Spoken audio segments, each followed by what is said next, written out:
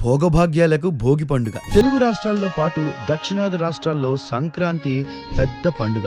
4 రోజుల పండుగగా జరుపుకునే ఈ పండుగలో మొదటి రోజు భోగి పండుగ. అసలు భోగి పండుగకు ఆ పేరెలా వచ్చిందో తెలుసా? భోగి పండుగ ఎలా జరుపుకోవాలి, భోగి మంటలు వేయడం వలన ప్రయోజనాలు ఏంటి అనే ఇంట్రెస్టింగ్ విషయాలు ఈ వీడియోలో చూసండి. హిందూ సాంప్రదాయ ప్రకారం మకర సంక్రాంతి పండుగకు ముందు వచ్చే రోజు భోగి పండుగ ఘనంగా జరుపుకుంటాం.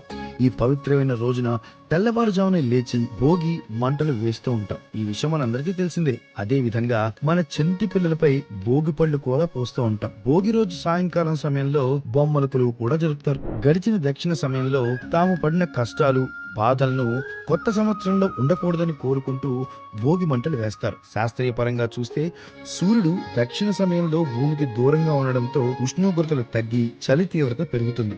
ఈ చల్లని వాతావరణం తట్టుకునేందుకు, చలి బాధలు తప్పించుకునేందుకు కూడా భోగి మంటలు వేస్తారు. అసలు భోగి ఎందుకు జరుపుకుంటారంటే, భుగ్ అనే సంస్కృత పదం నుంచి భోగి అనే పదం వచ్చిందని పురాణాల ద్వారా తెలుస్తోంది. భోగం అంటే సుఖం. పురాణాల ప్రకారం శ్రీరంగనాథ స్వామిలో గోదాదేవి లీనమై భోగాన్ని పొందిన దానికి సాంకేతమే ఈ భోగి పండుగ జరుపుకోవడం సాంప్రదాయంగా మారిందని పెద్దలు చెప్తూ ఉంటారు. మరో కథనం ప్రకారం శ్రీ మహావిష్ణువు వామనుడి అవతారంలో వచ్చి బలిచక్రవర్తిని పాతాళంలోకి తొక్కి కూడా ఈ భోగి రోజునేట.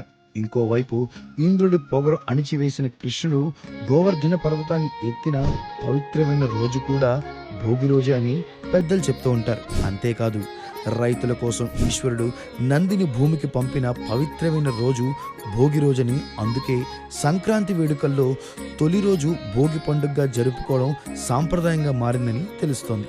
భోగి మంటలు కేవలం చలి నుంచి కాపాడడం మాత్రమే కాకుండా ఆరోగ్య ప్రయోజనాలు కూడా అందిస్తుంది. అది ఎలాగంటే, సంక్రాంతి పండగకి సరిగ్గా 4 రోజుల ముందు ధనుర్మాసం ప్రారంభమవుతుంది.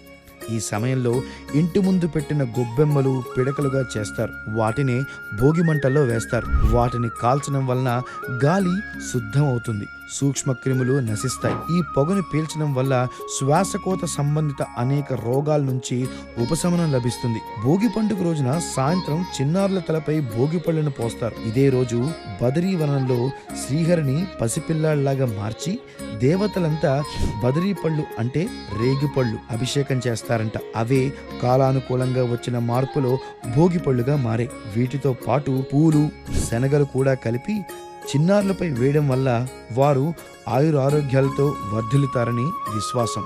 ఇదేనండి భోగి పండుగ విశేషాలు. భోగి పండుగ గురించి పూర్తిగా తెలుసుకున్నారు కదా. మరి ఈ భోగి పండుగ మనం కూడా ఆనందంగా జరుపుకుందాం.